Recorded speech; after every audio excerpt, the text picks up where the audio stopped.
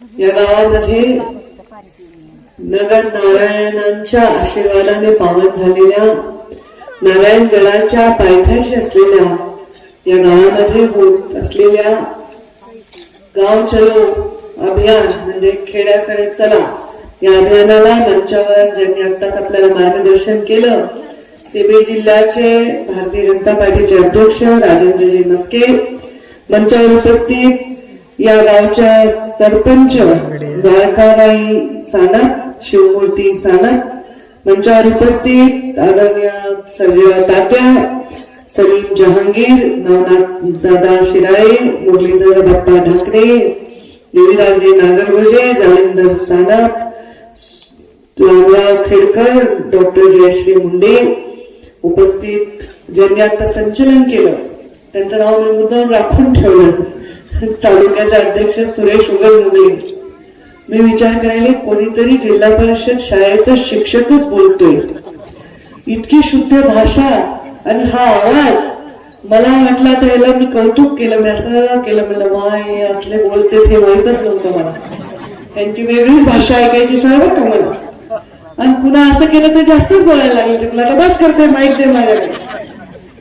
म्हणजे या लोकांना मी तेव्हापासून पाहिले जेव्हा ते एवढे एवढे होते, म्हणजे माझं वय तेवढे झालं नव्हता. हे पोरं एवढे एवढे पळत होते साहेबांच्या 2000च्या निवडणुकीमध्ये. 2009च्या 14 झाली, 19 झाली, 24 आहे. दुर्दैवाने 2014ची निवडणूक आपल्यासाठी एक आनंदाची गोष्ट ठरली नाही.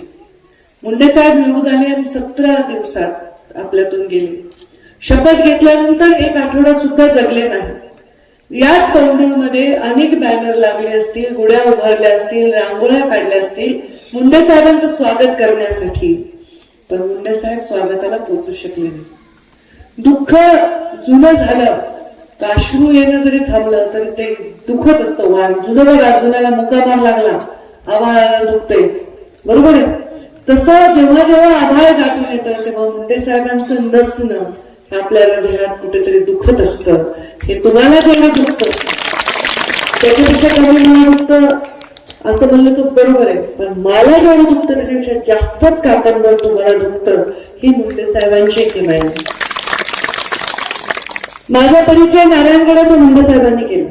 मला त्यांनी सांगितलं तिथे जा, शिवाजी महाराजांचा आशीर्वाद घे आणि तुझ्या कामाला सुरुवात कर. मी आजही आले, उशीर झाला होता, पण बाबा माझी वाट पाहत होते आणि आनंदाने मला तिथे चहा पाजवून सत्कार करून मला पुढच्या वेळी जेवणाचं निमंत्रण देखील दिलेलं आहे आणि मला इथे प्रेमाने माझं स्वागत केलेलं आहे. पौंडुरगावचे सगळे माझे युवा बांधव मला भेटत असतात, तरुण बांधव भेटत असतात. मला राजकारणामध्ये 2009 मध्ये मी पाऊल ठेवल्यानंतर इतका मुंडे साहेबांचा वारसा जोरात मिळाला की पाऊल ठेवल्या संघर्षाला सुरुवात झाली. त्यामुळे राजकारणात मला असं कधी लोकल राहताच आलं नाही.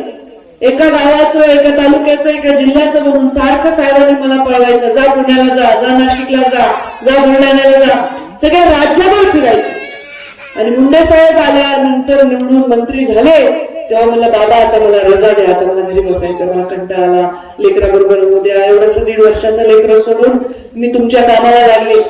मला बाबांना माझं लेकरू म्हणायचं, मम्मी बाबांकडे जा, बाबा एकटे. 2009 मध्ये एकटे असणारे बाबा 2014 मध्ये अख्ख्या राज्याची फौज ज्यांना पराभूत करण्यासाठी इथं जमा झाली होती ते बाबा यमराजा समोर पराभूत झाले. तुमच्या सगळ्याच्या कितीही प्रार्थना तुम्ही केल्या असत्या पण त्यांनी संधी दिली नाही. पण तुम्ही जेवढं प्रेम दिलं ते प्रेम मला वाटतं काहीतरी मागच्या जन्मीचं माझं पुण्य आहे की गोपीनाथ मुंडेच्या पोटी मी जन्म घेतला, बीड जिल्ह्याच्या मातीत मी जन्म घेतला, एका गरीब वंचित जातीत मी जन्म घेतला. मुंडे साहेबांनी मला सांगितलं काही जातीपातीचं राजकारण करायचं. मुंडे साहेबांनी मला सांगितलं फक्त एकच जात लावायची, ती म्हणजे वंचितांची. मग तो वंचित कुठल्याही समाजाचा असो त्याच्यासाठी धावून जाण्याची आपली तयारी झाली पाहिजे, मुंडे साहेबांनी मला शिकवलं. आणि माझ्या दुष्काळी असणाऱ्या बीड जिल्ह्याच्या या वंचित समाजात आपला जन्म झाला, त्यामुळेच सेवा करायची संधी मिळते. मला जर सगळ्याच मखमल पायाखाली असतं तर तुमचं हे प्रेम मला दिसलं नसतं. हे JCBतले फुलं, हे कुंकू लावलंय, आज निव्वळ लक्ष्मीचा रूप करून टाकलंय. कडक लक्ष्मी झाली, जास्त कुंकू लागली. पण एवढं प्रेम मला तुम्ही लोकांनी दिलं हे मला दिसलंच नसतं. म्हणून मी ईश्वराचे आभार मानते की त्या पोटी जन्म दिला त्या माया बापाच्या, आणि या ओटीमध्ये लोकांच्या मला त्यांनी टाकलं. हे माझ्यावर केवढे मोठे उपकार आहेत. मी आज तुमच्या समोर उभी आहे त्याच्यामुळे उभी आहे. आज माझ्या पक्षाने खेड्यात जाण्याचं आव्हान केलं, गाव चलो आव्हान केलं. प्रधानमंत्री नरेंद्र मोदी असेच बसले असतील कुठल्या तरी सभेला गावाच्या एखाद्या चावडीच्या झाडाखाली आणि ऐकत असतील गावातल्या कुणाचं तरी भाषण, एवढ्याशा त्यांना या मुलासारखे असतील. त्याला वाटलं असेल का देशाचा पंतप्रधान होईल, कधी त्याच्या आईला वाटलं असेल त्या मुलाच्या छोट्याशा, पण देशाचा प्रधानमंत्री झाले. त्यांनी सांगितलं खेड्याकडे जा, कारण त्यांना त्यांच्या जीवनात संघर्ष करावा लागला. त्यांना शाळेत जाण्यासाठी संघर्ष करावा लागला, त्यांना शाळेची फीस भरण्यासाठी संघर्ष करावा लागला, वडिलांबरोबर रेल्वे स्टेशनवर चहा विकून स्वतःच्या कुटुंबाला पालन पोषण करण्यासाठी हात भार लावावा लागला. आणि म्हणून त्यांनी सांगितलं खेड्याकडे जा. आम्ही तर खेड्यातलेच आहेत आधीच, आम्ही कुठल्या शहराकडे, आम्ही इकडेच आहेत. पण खेड्यात जाऊन व्हायची आता वेळ भेटते ना, आता गाड्या झाल्या.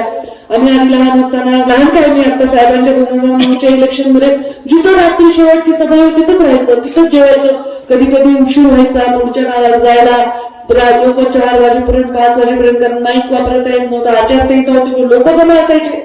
बसा फोडू फोडू भाषण मी करायचं, कारण माईक नसायचं. लोक तर जमा आहेत, लोकांना नाराज करता येत नाही. मग तिथेच एका कार्यकर्त्याला माझा बाबा पिठलं भाकरी काहीतरी खायला ताईला तिथंच झोपायचं, पुन्हा सकाळी उठून कामाला लागायचं. खूप कष्ट आपल्याला करावं लागतात, खेड्याच्या माणसाला करावं लागतं. खूप वर्षांनी तसं काही मी काही खेड्याच्या बाहेर गेले नाही, पण खूप काम वाढलं, व्याप्ती वाढली, राज्यात देशात काम करायची संधी मिळाली. आता गावागावात यायची संधी मिळाली. आज मी तर राहणार, आम्हाला सांगितलं तर मग काम करा, तुमचं झोपणार नाही दिसते आता रात्र. 2 कोटी रुपये किती समाजाचे लोक राहतात, अमुक अमुक समाजाचे राहतात. मग कुठल्या माझ्या समाजाचा एक तरी घाले का नाही? मग मला एवढे पैसे मी दिले, विचारलं का? नाही विचारलं का? कारण जात पात धर्म हे न बघता सामान्य माणसाची गरज आणि त्यांची अडचण बघून काम करण्यासाठी मी एक संकल्प घेऊन राजकारणात आले. खूप संघर्ष. मी म्हणलं ना रामाचं नाव दिलं. रामाची आठवण काय? वनवास भोगला रामाने नसतं तर राम प्रभू श्रीराम कसं झाले असते? त्यांनी तर राज्यकारभार केला असता आणि मग त्यांची आठवण कोणाला झाली नसती. वनवासाशिवाय तुम्हाला लोकांच्या तुम्ही स्मरणात राहत नाही. तो वनवास हा सन्मानजनक केल्याशिवाय तुम्ही लोकांच्या उदरामध्ये, लोकांच्या हृदयामध्ये राहत नाही. मला आठवते एक कथा रामाच्या काळजी, मी पण असंच कुठेतरी सत्यातच ऐकली. राम वनवासाला गेले, परत आले आणि लक्षात आलं काही म्हणजे स्वतःच्या आईने रामाला वनवासाला पाठवलं. खूप धिक्कारलं आपल्या आईला, खूप बोलले मी तुझा मुलगा नाही, काही नाही, मी माझ्या भावाला भेटायला निघालो. प्रभू रामाला भेटायला गेले तेव्हा रामाने केलं, त्यांना कळलं की आता भरत मला भेटायला आलाय. त्यांनी पृथ्वीला आव्हान केलं आणि सांगितलं, भरत मला भेटायला येतोय, त्या रस्त्यावरचे सगळे काच खळगे काटे काढून टाक, असं सांगितलं. तर पृथ्वी म्हणाली, भूदेवी म्हणाली, असं कशाला? तुमचा भाऊ एवढा नाजूक आहे का? ते म्हणले, माझा भाऊ नाजूक नाही, पण त्या रस्त्याने मी येत होतो, ते काच खळगे मला लागले, हे बघून त्याच्या हृदयाला खूप त्रास होईल, म्हणून ते काढून टाक. म्हणजे स्वतःच्या पायाला जे काच खळगे लागले, काटे लागले, ते आपल्या परिवाराच्या, आपल्या समाजाच्या, आपल्या गरीबाच्या हातात काटायला लागू नये, पायाला लागू नये, ही भावना असेल तर तोच रामाच्या पथावर चाललाय असं म्हणाला. आणि भरत अनवाणी निघाला ना, त्याचा तो राजा होता, तो पादुका घालून रथावर येऊ शकला असता. पण याच धर्तीवरून जिथून माझा मोठा भाऊ गेला तिथून मी अनवाणी जाणार, तिथं मी पादुका घेऊन जाऊ शकणार नाही, कारण ते माझ्यासाठी पूजनीय आहे. हे प्रेम आपल्याला आताच्या काळात बघायला मिळणारच नाही. आता जाऊ द्या बरं 2 महिने कोणता तरी भाऊ गावाला आणि करायला लावा बरं सही कागदावर, लगेच आपण तो कलियुग आहे. त्या कलियुगामध्ये असं प्रेम बघणं कठीण, पण तरी आमच्यासारख्या लोकांनी ते बनवायचा प्रयत्न केला पाहिजे. लोकांच्या चरणी आपण अर्पण होऊन लोकांची सेवा करत असताना लोकांच्या मधल्या जातीपातीच्या, रागाच्या, द्वेषाच्या भिंती तोडल्या पाहिजे. आज महाराष्ट्रामध्ये चांगले कामं आम्ही सांगतोच आहे, पण कधी कधी काही घटना हृदय द्रावक असतात। माझे एक सहकारी आमदार त्यांच्या मुलाच्या गोळी घालून मारलं त्या, माझं हृदय असं पिळवटून निघालं, त्याच्या बायकोचा आक्रोश मी टीव्हीवर पाहिलं, गोसाळ करून आली। म्हणजे मला असं सगळं बघितलं वाईट वाटतं की काय चाललंय हे समाजात। नगर नारायणच्या चरणी आपण राहत असताना प्रधानमंत्री नरेंद्र मोदींनी गावाच्या गरिबाच्या कल्याणासाठी पाठवलेल्या योजना करत असताना बंधुभाव हा जपणं सुद्धा तेवढंच महत्वाचं आहे। कारण करोडो रुपये जरी आपल्याकडे असेल तरी समाधान पैशाने विकत घेता येत नाही, सुख कशाने विकत घेता येत नाही।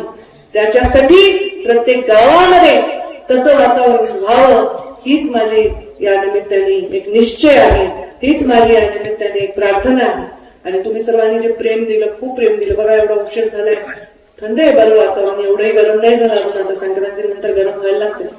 पण तुम्ही सर्वांनी एवढ्या प्रेमाने माझं स्वागत केलं, पोरांनी तो फुलं बिळं लावून, मोठे जेसीबी लावून, माझं डॉल्बी लावून, गाणे लावून माझं स्वागत केलं, इतकं मला प्रेम दिलं। हा प्रेम आणि विश्वासाचा वर्षा हा माझ्यासाठी खूप महत्वाचा आहे।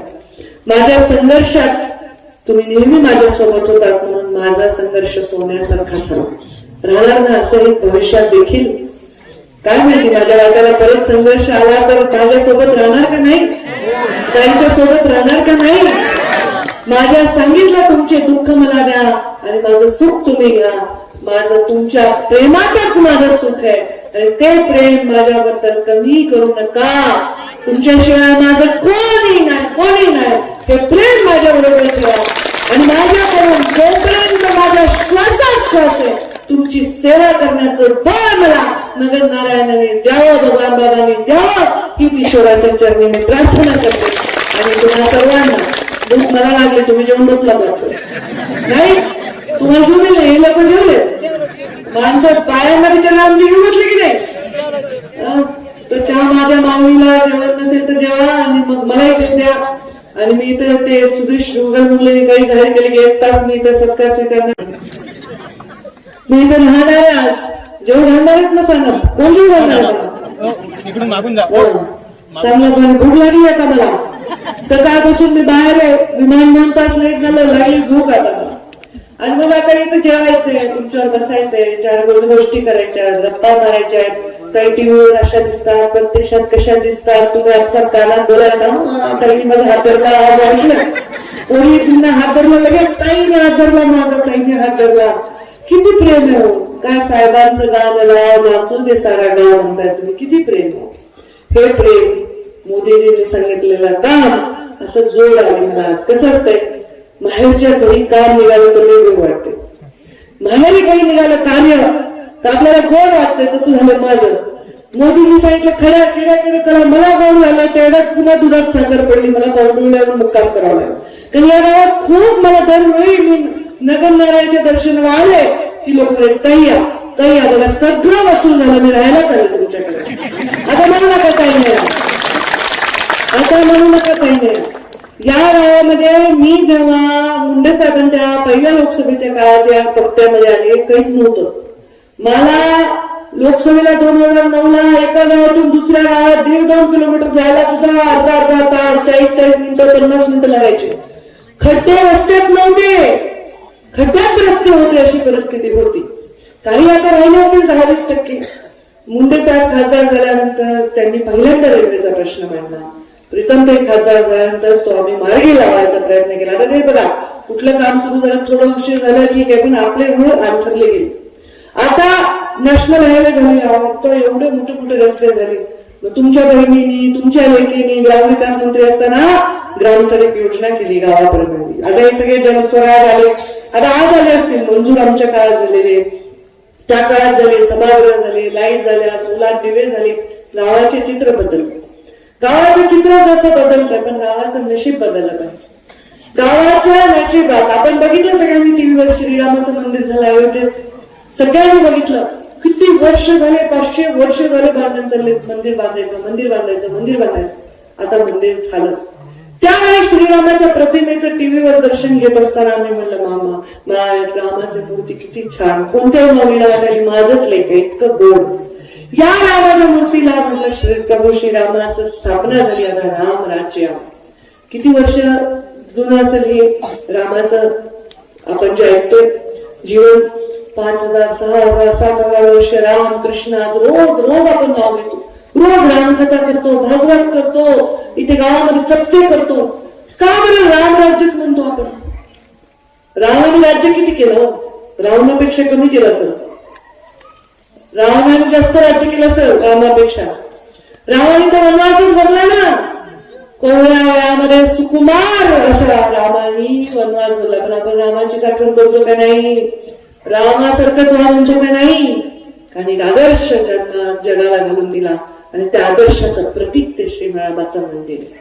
आणि म्हणून त्या श्रीरामाचं मंदिर तिथं झालं. आता रामाचं राज्य यावं अशी आलेलंच आहे. अजून जास्त लोकांपर्यंत पोहोचावं, लोकांना सुख समाधान संपन्नता लाभावी. माझा शेतकरी जो बांधव आहे आज बसलाय, तळ्यात पाणी नाही, धरणात पाणी नाही, नाळ्यात पाणी नाही, टाकीत पाणी नाही, प्यायला पाणी नाही, डोळ्यात भरपूर पाणी आहे. त्या शेतकऱ्याचं जीवन बदलावं हीच प्रार्थना रामाच्या चरणी केली. आज शेतकऱ्याचं जीवन बदलायसाठी त्यांना पेन्शनची योजना प्रधानमंत्री नरेंद्र मोदींनी आणली, कारण त्यांनी गरिबी पाहिली. आज शेतकऱ्यांचं अडचण झाली कोविडमध्ये, आपल्या ज्यांच्या राशन देण्याची योजना आणली, कारण त्यांनी गरिबी पाहिली, त्यांनी भूक पाहिली. आता भूक पूर्णतः मिटवता येत नाही, गरिबी पूर्णतः संपुष्टात आणता येत नाही, पण गरिबी जगणं आणि गरिबीतून बाहेर निघणं हे सहज करण्यासाठी या सगळ्या योजना आहेत. तर या सगळ्या योजना मी वाचून दाखवणार नाही की गॅस आला, विमा आला, शेतकऱ्यांना काय झालं. पुन्हा प्रत्येकाला हे जे लिहिलेलं असतं ते राज्याचा विचार करून, देशाचा विचार करून लिहिलेलं असतं. या गावाचा विचार करून लिहिलेलं नसतं. मग या गावात काहीतरी वेगळं झालेलं असतं, ती काहीतरी वेगळी अडचण असते. त्यामुळे तुमच्या अडचणी माझ्या अडचणी आहेत. माझं सुख तुमचं सुख आणि तुमचं दुःख माझं. मी माझ्या पांडुला नगर नारायणच्या साक्षीने तुम्हा सर्वांसमोर माहेरवाशी म्हणून इथे राहायला आले असले तरी बदलपासून एक गोष्ट सांगते, तुमचे सर्व दुःख, वेदना, यातना, अर्चना माझ्या पदरात टाका.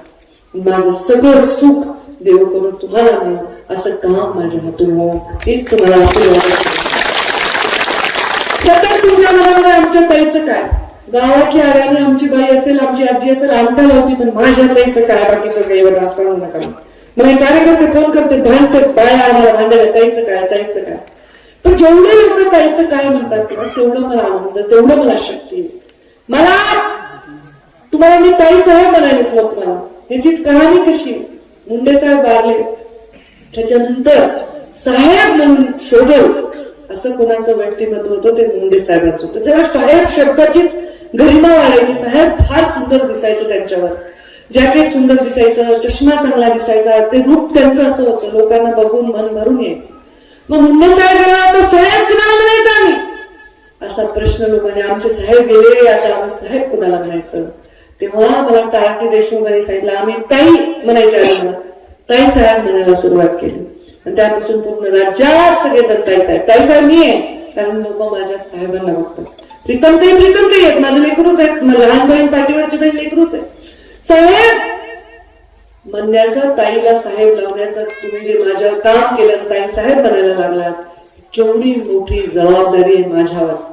माझ्या मागे लागलेल्या त्या साहेबाला, त्या साहेबला, उपाधीला कधीही बट्टा लागला नाही पाहिजे असं काम माझ्या हातून पालकमंत्री म्हणून मी काम केलं. ते दिवस लोक आजही सांगतात की बीड जिल्ह्याच्या इतिहासातले सोन्याचे दिवस असतील की ताई जेव्हा पालकमंत्री होते. मला स्वतःला काही कार्यकर्ते, मला माहिती नसायचं गावात कोणत्या जातीचे लोक राहतात, कोण कार्यकर्ते काम करतात, कोणाचं काय, टेबलावरून खालून टक्केवारी असल्या काय भानगडी चालल्या. कोणी सांगितलं आमच्या गावात रस्ता नाही, सौदागर नाही, पाणी नाही, अमुक नाही, लगेच गावागावात प्रचाराला गेले. मी लोकसभेला प्रीतमताई उभा होता तेव्हा मी विचारते, हा होता या गावात किती लोक आहेत, एवढे. या गावात किती मतं पडले भाजपला, काही गावात 95, 100, 75 अशी मतं भाजपला, 700, 800 राष्ट्रवादीला. आणि मग पदर लावते आणि मी जेव्हा सांगते मला साथ द्या तेव्हा सगळ्या जणी माना डोलावतात आणि निस्वार्थपणे असा हात वर करा. बघा सगळ्यांनी असा हात वर करा. एवढं प्रेम तुम्ही मला दिलंय. आता मला ह्याच्यापेक्षा मोठा कशाला सत्कार. तुम्ही मला वाघीण म्हणलाय, वाघिणी सरकार जगेन हा शब्द मी तुम्हाला आणि तुमच्या प्रत्येक लहान लेकरात मी वाघ बघेन. हे तर म्हणाले काय कोण आली रे, कोण आली म्हणलात का.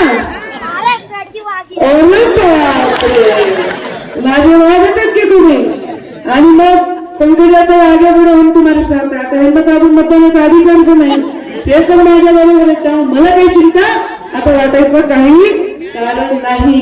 वनवास झाला राजकारणात, दगा झाला, फटका झाला, पण तो कशासाठी झाला? एवढं प्रेम तुम्ही माझ्यावर करता हे कळण्यासाठी झाला. मग माझा तोटा झाला की फायदा झाला? आधी जेवढे लोक प्रेम करत होते त्याच्यापेक्षा 10 पट जास्त लोक प्रेम करायला लागले, 10 पट जास्त लोक विश्वास करायला लागले. हा फार महत्वाचा माझ्यासाठी झालेला बदल आहे. तो बदल मी सकारात्मकतेने घेतलाय, तुमचा आशीर्वाद घेतलाय. तुमचा आशीर्वाद माझ्या बघा डोक्यावर तुम्ही ऑलरेडी आता एवढा मावळ भरलाय की आता मला हा आशीर्वाद घेऊन मी इथून जाणार आहे. आणि माझ्या प्रत्येक संघर्षात मी तुमच्या सोबतीने, मी तुम्ही माझ्या सोबत आहात हे ग्रहित करून मला बळ मिळणार आहे. तुमच्यासाठी मी लढत जाणार आहे असा विश्वास तुम्हाला या निमित्ताने. धन्यवाद. जय हिंद, जय महाराष्ट्र. एबीपी माझा, उघडा डोळे बघा नीट.